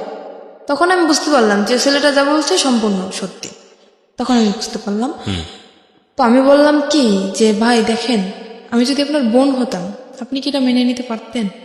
তো বলতেছে না, কখনোই না। বলতেছে আপনার দুটো পায়ে ধরে আপনি আমাকে কিছু করেন না। তখন ছেলেটা আমার করুণা দেখেও ছেলেটা নিজেই কেঁদে ফেলছে। ছেলেটা বলল কি আচ্ছা ঠিক আছে, আমি তোমাকে কিছু করতেছি না, কিন্তু এরপর নেক্সট টাইম যে আসবে সে তো তোমাকে ছেড়ে দেবে না, কারণ এখানে টাকার বিনিময়ে সব কাজ করা হয়, টাকা দিয়ে তো কেউ তোমাকে ছেড়ে দেবে না। তো তুমি যদি চেষ্টা করো, আমার মনে হয় তুমি চেষ্টা করলে এখান থেকে বের হতে পারবা। ছেলেটা আমাকে বলে, বলতেছে যে করছে আমি নেক্সট টাইম যদি আমি কখনো আসি তোমার জন্য আমি সাহায্য করার করবো। ও বলতেছে যে আমি একটা মামলা করব, যে তোমার ফ্রেন্ড হিসাবে, আমি তোমার ক্লাস ফ্রেন্ড, সেই হিসাবে আমি তোমার জন্য একটা মামলা শিট নিয়ে আসবে, ওখানে আমার সইটা শুধু থাকবে আর সম্পূর্ণ কিছু ওই লিখে নিয়ে আসবে যেটা লেখার। আমি বলতেছি সেটা তো হবে না, কারণ ওখানে আমার সই নেওয়া হয়েছে যাতে আমি কোনো কিছু না করতে পারি। পুলিশ ফাঁড়িতে? হ্যাঁ, পুলিশ ফাঁড়িতে। তো বলছে তাহলে কি করবা, দেখো কি করতে পারো। ও তো চলে গেল। এবার আমি দরজাটা নিজেই বন্ধ করে দিলাম। দেওয়ার পরে আমি খুঁজতেছি যে ছুরি বা অন্য কিছু যদি আমি পাই, আমি আত্মহত্যা করার চেষ্টা করতেছি। আমি খোঁজাখুঁজি করতেছি, খুঁজতে খুঁজতে উপরে যে সানসেটের পরে ওই যে আপনার বক্স ছিল, বক্স আনছে আমার জন্য, ওই রুমে সবকিছু নিয়ে আসছে আমার জন্য, যেহেতু ওই রুমে আমি থাকবো। সবকিছু নিয়ে আসছে। তো বক্সের যে কার্টুনটার ভিতরে আপনার ইঁদুর মরা ওষুধ। হুম। আমি পাইয়ে তো মানুষ তো অনেক কষ্ট হয়, কিন্তু আমি পাই তো মহা খুশি। আমি ওটা পাওয়ার পরে অনেক অনেক খুশি আমি যে আমি এসব করার থেকে কারে আমি ভালোবাসলাম, কার জন্য আমি রাজি হইলাম, যাকে বাঁচানোর জন্য আমি রাজি হইলাম সেই আমাকে দিয়ে এসব করাচ্ছে। আমি আর নিজের জীবনে আমি রাখতে চাই না। তো আমি পুরো প্যাকেট খেয়ে ফেলছি। ফেলার পরে দরজা খুলে দিলাম, আবার দেওয়ার পরে আবার আর একটা ছেলে আসছে, এসে দেখতেছে আমার অবস্থা খুবই খারাপ, পুরো শরীর ঘেমে গেছে আর আমি কথা বলতে পারতেছি না। তো আমার যে ওখানে যে ওই যে মহিলাটা ওনাকে ডাক দিল, ডাক দেওয়ার পর উনি তো ভয় পেয়ে গেছে যে এখানে যেহেতু আমার থেকে সই নেওয়া হয়েছে, তখন তো ওরা বুঝে যাবে যে আমাকে ভয় দেখানো হয়েছে, আমার থেকে সই নেওয়া হয়েছে যে আমি স্বেচ্ছা সব করতেছি, তাহলে কেন আমি বিষ খেলাম, এখানে প্রশ্ন উঠবে না। তখন উনি আমাকে তাড়াতাড়ি হসপিটালে নিয়ে গেল। হসপিটালে নেওয়ার পর আমাকে ওয়াশ করানো হলো, তারপরে ওখানে হসপিটালে আমাকে ভর্তি করলো। করার পরে মোটামুটি থানায় খবরটা চলে গেছে। থানার স্যার আমার কাছে আসলো, এসে তখন আমি পুরো অজ্ঞান, তখন আমার জ্ঞান আসে নাই। তো স্যার তখন আমাকে কিছু জিজ্ঞেস করতে পারে না, চলে গেছে। তারপরে 1 সপ্তাহ পরে ওই যে আমার হাজবেন্ড ও আসে, ওর কাছেও খবর চলে গেছে। ও আসে আমার তো অক্সিজেন লাগানো, তারপরে মুখে তো খাইতে পারি না, এনজি টিউবে খাই। তো আমার হাতটা ধরলো, তো সেরকম একটা কথাও বলতে পারি না। আমি ওকে দেখে মানে কেঁদে ফেলছি আমি যে কি আমি অ্যাকশন নিতেছি, কেন তুমি আসছো, আমার ডক্টর সবাই আমার সামনে, আমি ওখানে অ্যাকশন নিতেছি, তুমি কেন আসছো, তুমি এখান থেকে চলে যাও। আমি এক নজর ওকে দেখার পরে আমি চোখ বন্ধ করে ফেলছি, এতটা ঘৃণা আসছে আমার। আমি বললাম তুমি চলে যাও এখান থেকে, আমি তোমাকে দেখতে চাই না। তো সেখান থেকে ও বললো কি আমি চলে যাবো ঠিকই, কিন্তু তোমাকে সাথে নিয়ে যাবো। কোথায় নিয়ে যাবো, আবার আমাকে কোথাও বিক্রি করার ইচ্ছা আছে তোমার, কোথায় নিয়ে যাবো আবার। তো আমার হাতটা ধরলো, ধরার পরে বললো কি যে আমি আসলে বুঝতে পারিনি যে তুমি আমাকে এতটা ভালোবাসো, যে আমি এটা করতাম না কখনোই। আমাকে আমার কাছে মাপ চাইলো যে আমি আর কখনো এরকম করবো না, মেয়েটাকে আমি ছেড়ে দেবো, তুমি যেটা বলো আমি সেটাই শুনবো। অনেক করোনা করার পরে আবারও আমি ওকে বিশ্বাস করলাম, এত কিছু করার পরেও আবারও বিশ্বাস করলাম ওকে আমি। সেখান থেকে হসপিটাল থেকে আমার রিলিজ দেয় নাই তখনও, ডাক্তারে না বললে আমি সুস্থ না তখনও। নার্সরে উনি কিছু টাকা ঘুষ দেয়, দেওয়ার পরে আমার ওই যে এনজি টিউব পরানো, তারপরে আপনার অক্সিজেন লাগানো, হাতে ক্যানোলা করা, সবকিছু খুলে তারপরে সেখান থেকে নার্সরে কিছু টাকা ঘুষ দিয়ে ওখান থেকে আমাকে নিয়ে আসে ওগুলো খোলানোর জন্য। কিন্তু নার্স তো ডাক্তারের অনুমতি ছাড়া খুলতে পারবে না। উনি টাকা পাওয়ার পরে উনি খুলে দিল ওগুলো। নার্স ওগুলো খুলে দেওয়ার পরে আমি তখন হাঁটতেও পারি না ঠিক মতন, এতটাই ক্লান্ত আমি। আমাকে নিয়ে তখন সে ঢাকা, আমার একটা ফুপু আছে সেখানে আমাকে নিয়ে আসে, আমার আপন ফুপু, সেখানে আমাকে নিয়ে আসে। আর বাড়ি তো গেলে তো যদি এই সমস্ত কথা শোনে তাইলে তো মনে করেন ওরে তো মারবে, সাথে আমিও মার খাবো, যে এত কিছু তাও তারপরও কেন আমি মেনে নিলাম। আমি বাড়ি গেলাম না, আমার সে ফুপুর কাছে গেলাম, যারপর ওখানে আমি 1 মাস পর্যন্ত থাকলাম। থাকার পরে ও বললো কি দেখো আমি তো কাপড় চোপড় কিছুই নিয়ে আসিনি, আমার কাপড় চোপড় তো সবকিছু বাড়িতে, তুমি এখানে থাকো, মানে আমাদের ওখানে চাকরি বাকরি নেওয়ার কথা, তো আমি সুস্থ হবো তারপরে চাকরি নেব। বললো আমি বাড়ি থেকে আমি কাপড়গুলো নিয়ে আসি আমার, এই বললেও বাড়ি চলে গেল। যাওয়ার পরে ও যেদিন যাবে তার পরের দিন আসার কথা, আসতেছে না। তারপরে আমি বললাম কি ব্যাপার তোমার আসার কথা, তুমি কেন আসতেছো না। সে ওখান থেকে এসে চলে গেছে, সেই শ্বশুর বাড়ি চলে গেছে, যে সেই শ্বশুর বাড়ি চলে গেছে। ফোন করলে মাঝে মাঝে ওই মেয়েটা ধরে। তারপরে আমি বুঝতে পারলাম আস্তে আস্তে, অনেক কান্নাকাটি করছি, অনেক রিকোয়েস্ট করছি তুমি আমাকে নিয়ে যাও নিয়ে যাও। সেখান থেকে আমার আব্বু আম্মু যখন জানতে পারি আমি ওখানে, আমাকে নিয়ে যায়। নিয়ে যাওয়ার পরে ওই যে মহিলা, ওই মহিলাকে নাম্বার দিয়ে দেয়, আমার আম্মুর নাম্বার দিয়ে দেয়। কিসের জন্য জানেন, যাতে আমি আমার বাড়িতেও জায়গা না পাই আর ওর কাছেও যাতে আমি না যেতে পারি। ও ওর বাড়িতে সম্পূর্ণ সবাইকে জানিয়ে দিছে যে আমি এসব করি, আমি বিয়ের আগে এসব করতাম, ও জানতে পারছে সেজন্য ও আমাকে ডিভোর্স দিতে চায়। আসলে তো কিছুই না সেরকম, ও নিজে করছে এগুলা। এটা বলার পরে আমার আম্মুর কাছে ওই মহিলা ফোন করে, করার পরে ওই ফোনটা আমার আব্বু ধরে। ধরার পরে ওই সম্পূর্ণ কথা উনি বানাই বানাই যা বলার সব বলছে, যে আপনার মেয়ে এতদিন শ্বশুরবাড়ি ছিল না, আমার এখানে ছিল, এসব করতো। আর এসব কথা শোনার পরে আমার আব্বু তো সবাইকে বলে দিল। মানে এই ফোনটা কে ধরেছে? আমার আব্বু, সদাব্বু। না, আমি আসলে এই জিনিসটা একটু ক্লিয়ার হতে চাই। ফোনটা কে করেছে, কাকে ফোনটা রিসিভ করেছে কে? ফোনটা করছে আমাকে যেখানে বিক্রি করে দেওয়া হয়েছিল, যে মহিলা ছিল উনি ফোন করছে। উনি ফোন নাম্বারটা নিছে আমার হাজবেন্ডের কাছ থেকে। কাকে করেছে ফোনটা? ফোনটা করছে আমার আম্মুর ফোনে, কিন্তু ফোনটা রিসিভ করছে আমার যে আব্বু। মানে তখন তো আপনার আম্মুর বিয়ে হয়েছে একটা। হ্যাঁ, তখন আর একটা বিয়ে ফোন হয়েছে। করে ওই ভদ্র মহিলা, মানে হোটেলের যিনি ইনচার্জ ছিলেন ওইসব কাজে, ওই ভদ্র মহিলা ফোন করে আপনার মাকে বলেছে যে আপনার আমার মাকে না, আমার সৎ যে আব্বু, মানে ওনাকে আলটিমেটলি আপনার বলছে। মাকে ফোন করার জন্য বলেছিল, কিন্তু আপনার সৎ বাবা রিসিভ করেছে, সৎ বাবাকে বলেছে যে এই সব কাজ করেছে আপনার মেয়ে। ওকে, আর উনি যেগুলো বলছেন ওগুলো তো সম্পূর্ণ মিথ্যা। মিথ্যা কথা, রাইট? তারপর মানে উনি চাই যে আমার বাড়ির থেকে যদি আমাকে তাড়িয়ে দেওয়া হয় তখন আমার বাধ্যতামূলক ওখানে যেতে যেতে হবে, হবে, কোনো উপায় থাকবে না। কোনো উপায় থাকবে না। তখন আমার আব্বু ওটা শোনার পরে, আমি ওনাকে আব্বু বলেই ডাকতাম, এটা শোনার পরে সে আমাকে মানে একদম ক্লিয়ারলি বলতেছে তুমি বাড়ি থেকে বের হয়ে যাও। ফ্যামিলির সবাইকে জানাই দিল। এবার আমি কি করব, আমার মাথায় আসমান ভেঙে বসে দিয়ে এরকম একটা জিনিস আমার লাইফে ঘটলো, কোথায় আমার ফ্যামিলি আমাকে সাপোর্ট করবে, অন্য মানুষের একটা মিথ্যা কথা শুনে আমার সাথে এরকম করলো। আমি বাড়ি থেকে বের হয়ে চলে আসলাম। মাও বললো বাড়ি থেকে বের হয়ে যেতে? আম্মুর তো কিছু করার নেই, ফ্যামিলির থেকে যেহেতু সবাই এরকম বলতেছে। কিছুই বললো না মা? আম্মু তো কান্নাকাটি করতেছে, আম্মু তো আমাকে আসতে দেবে না। তখন সে আব্বু বলতেছে তুমি যদি তোমার মেয়েকে না আসো আমি তোমাকে ডিভোর্স দিয়ে দেবো। তা আম্মুকে আমি বললাম আম্মু এতদিন তো দূরে ছিলাম, থাকছিল না আমার ছাড়া, তো এতদিন যেরকম ফোনে কথা বলছি এখনো সেরকম, ঠিক সেরকম তোমার সাথে আমার ফোনেই কথা হবে, আমি এখানে থাকবো না। কারণ আমি যদি এখানে থাকি এই ব্যাপারটা গোটা এলাকায় জানাজানি হয়ে যাবে, আমি এটা চাই না। আমি বাড়ি থেকে বের হয়ে চলে আসলাম। বাড়ি থেকে বের হয়ে চলে আসে আমার যে ফুপুর কাছে ছিলাম ঢাকায়, ওখানে আবার আসলাম। আসার পরে ওনার কাছে 15 দিন থাকার পরে ওখানে কোনো চাকরি বাকরি হইতেছে না, কারণ যেহেতু বাড়ি থেকে একদম বের হয়ে চলে আসছি, বাড়ি তো আর যাবো না, চাকরি বাকরি কিছু তো একটা করা লাগবে। ওখানে কোনো চাকরির ম্যানেজ হইতেছে না। তখন আমার আম্মু কথা বললো, আমার যে আন্টি এখন বর্তমানে ঢাকায় আছে ওনার সাথে আমার আম্মু কথা বললো যে দেখ, আমি আম্মুকে সবই বলছি যে আম্মু যেটা তোমরা শুনছো সেটা সম্পূর্ণ মিথ্যা, তুমি আমার কাছ থেকে শোনো। আম্মু শোনার পরে আর আম্মু আমাকে অনেক বিশ্বাস করে, আর আমি আম্মুর সাথে কখনোই মিথ্যা কথা বলি না। ওই যে ওই বিয়ে হওয়ার পরে যেটা বলছি, কিন্তু এখন আর বলি না। তাও তো বলছি হাজবেন্ডের জন্য।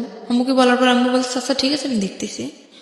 তো আম্মু সেখান থেকে আমার আন্টির সাথে কথা বলে, আন্টির সাথে কথা বলার পরে আন্টি বললো ঠিক আছে আমার কাছে আসো। ঈদের 3 মাস আগে বলতেছে ঠিক আছে আমার কাছে আসো তুমি।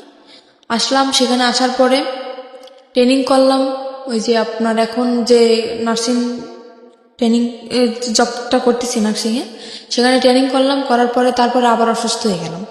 সেখানে অসুস্থ হওয়ার পরে প্রায় 2.5 মাস যাবৎ বসা, তারপরে কোনো চাকরি বাকরি হইতেছে না। আমার আপন ফুপুর বাসায় চলে আসলাম। সেখান থেকে আমার আম্মু কথা বলে আমার আন্টির সাথে, সেখানে 15 দিনের মতো থাকলাম।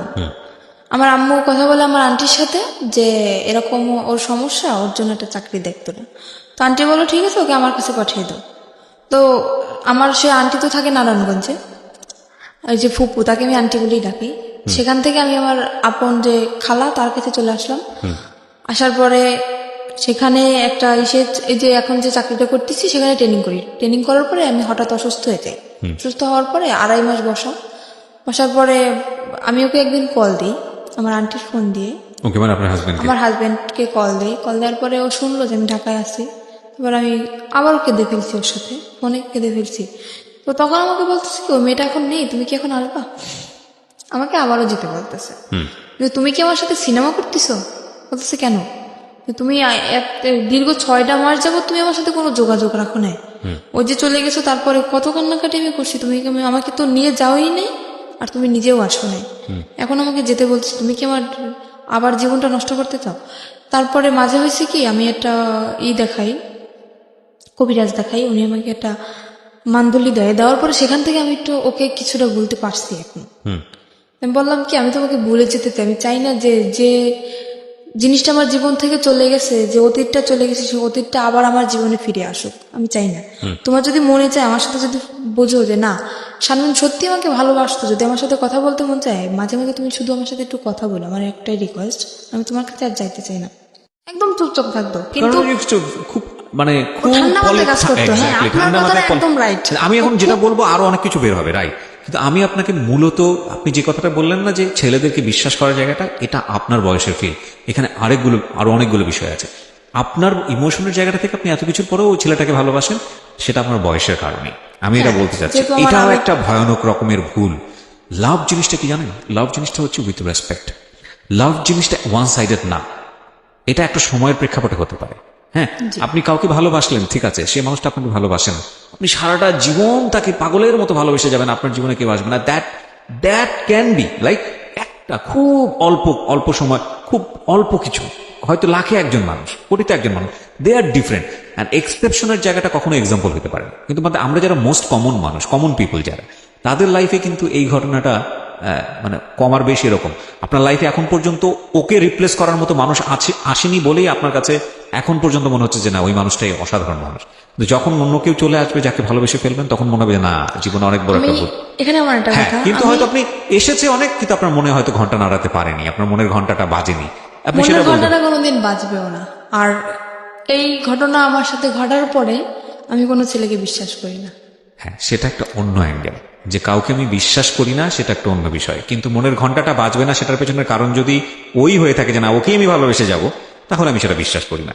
দেখেন, আপনার জায়গাটা আপনার মতো, আমি রেসপেক্ট করি, কিন্তু আমি যেটা বলছি সেগুলো সবই অভিজ্ঞতার আলোকে, এই অনুষ্ঠান করার অভিজ্ঞতার আলোকে, নিজের জীবনের অভিজ্ঞতার আলোকে, সবকিছু জায়গাটা থেকে আমি আপনাকে বলছি this is not true, because 16 বছরের জীবন কিছুই না একটা 60 বছরের জীবনের কাছে, হ্যাঁ, এটা কিছুই হয়তো না। এখন আমি বলতেছি, এবং কিন্তু আপনার ভবিষ্যতে 60 এটা বছরে হবে না। গিয়ে, আপনার 50 বছরে গিয়ে জীবন গল্পটা এমন দাঁড়াবে যে 16 বছর নিয়ে আপনার বলার সময়ই নাই, এমনও হতে পারে, সেটাই। রাইট?